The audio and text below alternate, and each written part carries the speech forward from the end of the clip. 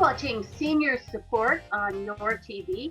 My name is Debbie MacDonald Moynes. I'm your host. Today we're talking about the services offered by the community care agencies. And our guest is Laura McGugan, who is with Prince Edward County Community Care for Seniors Association. Welcome, Laura. Glad you're here. Hello, Debbie. Thank you. So I know that your agency supports seniors 60 plus to live at home. And I think you're doing some new things right now. Is that correct? A new delivery program that's been set up. Can you tell us a bit about the delivery program? Yeah, so we set up a grocery delivery program back at the end of March when the province said that seniors 70 plus should self-isolate.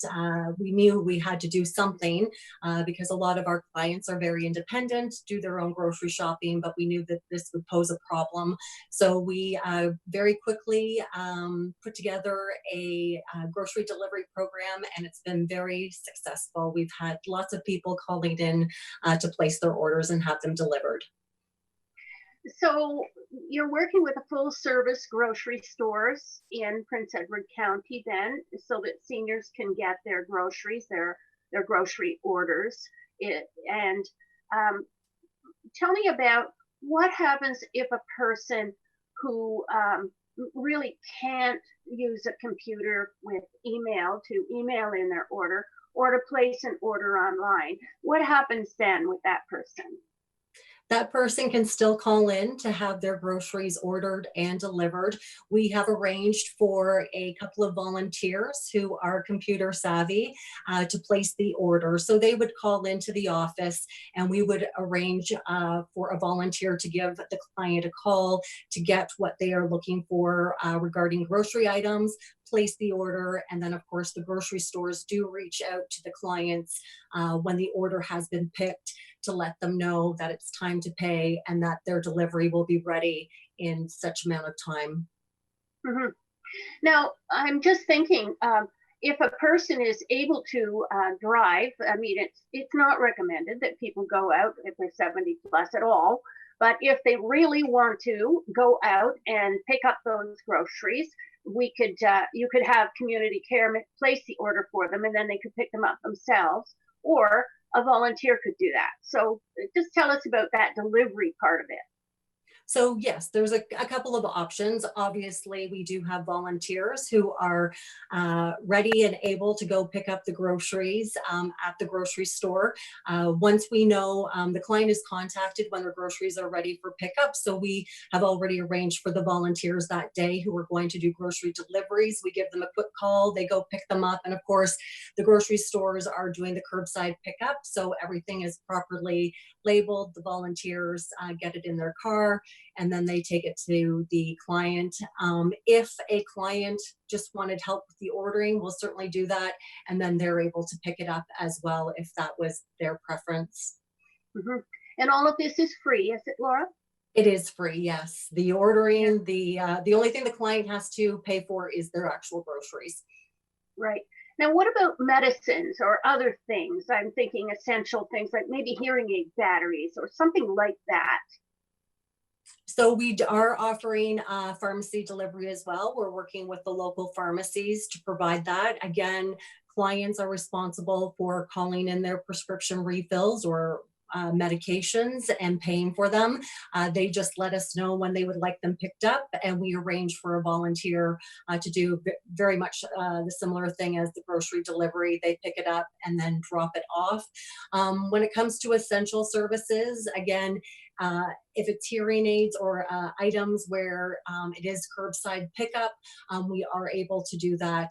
We're trying to limit how much our volunteers have to go into a store to really not having to go into a store. So it does have to be a place of business that is providing curbside pickup for us to get their items.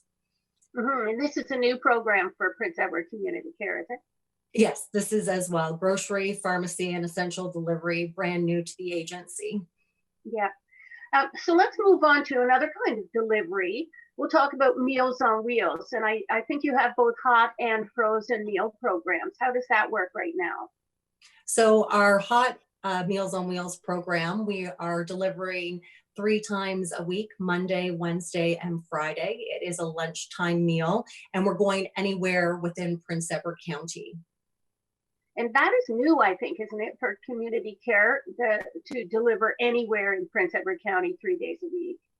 It is. Before the pandemic, we generally only had routes in Picton, Wellington, and in the north end of Prince Edward County, because that's where the demand was.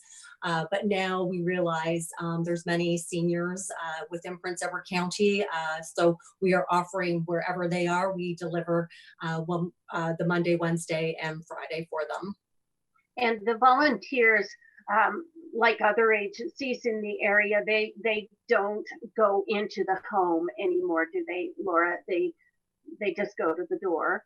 Yes, they are. Everybody's doing the physical distancing, practicing all safe protocols.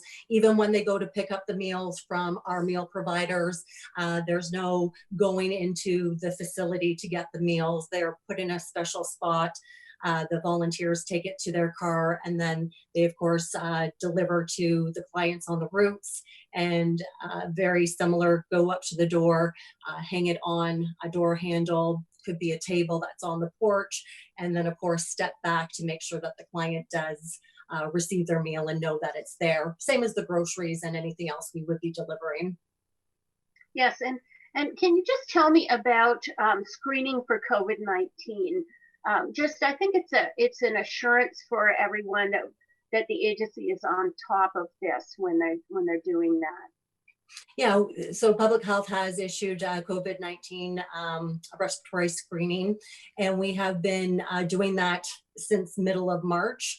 We want to make sure that our volunteers and clients are safe. We don't want to put anybody in any situation that would cause harm to their health. So we do screen the clients and the volunteers the day they are receiving service. So Meals on Wheels, if the clients are getting meals Monday, Wednesday, and Friday, they are screened that day, as well as the volunteers. And same as any other delivery, if it's groceries that you're wanting, you would be screened the day you're going to have your groceries delivered, as well as the volunteer. And it's peace of mind. It's also a reassurance to the client.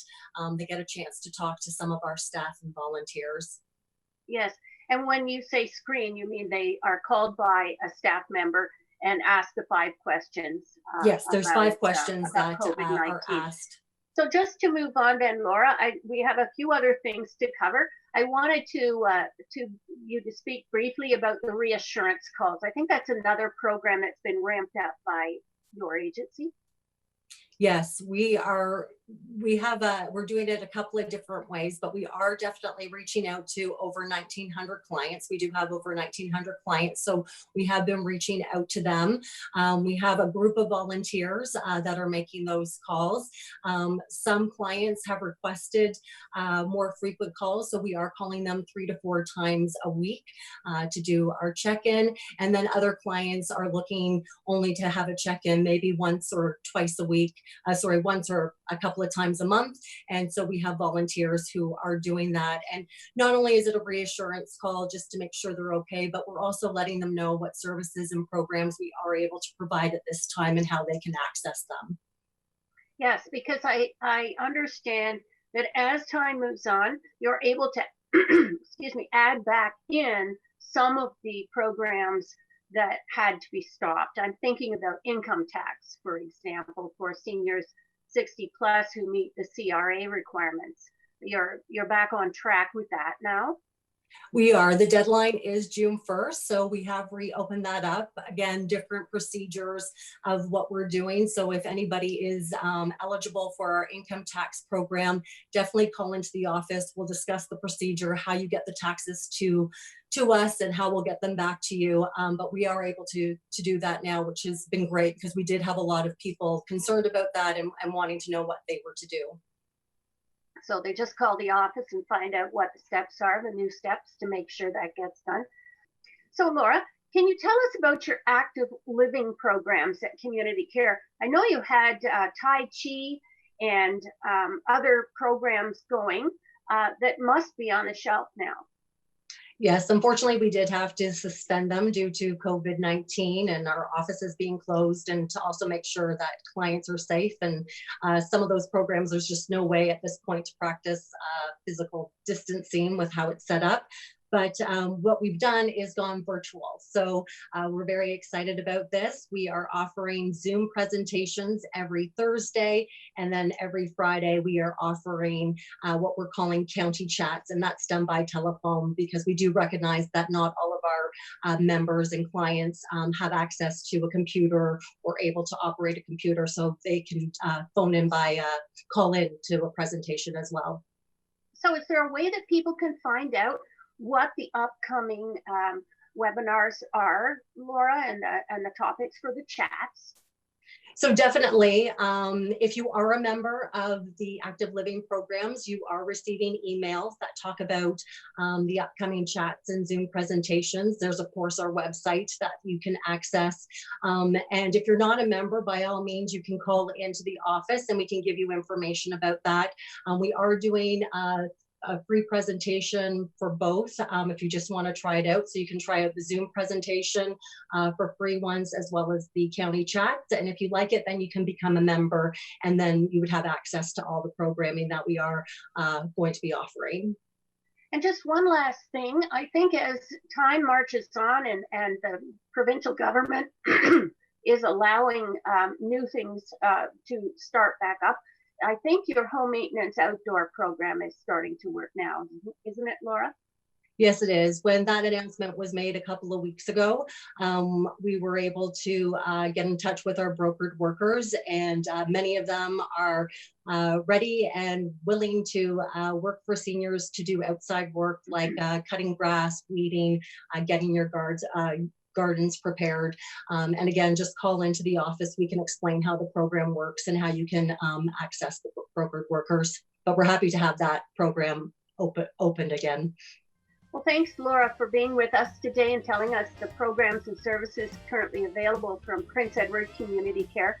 Certainly a common theme throughout our show today has been call into the office, find out what's currently available. What we're talking about with you today could be very different tomorrow. That's just the way it is as we work our way through this pandemic. But what we do want all seniors to know in our viewing area is that your community care agencies are there to help you stay safe and live at home. Do please give us a call so that we can help you stay safe and live at home. Thanks for tuning in.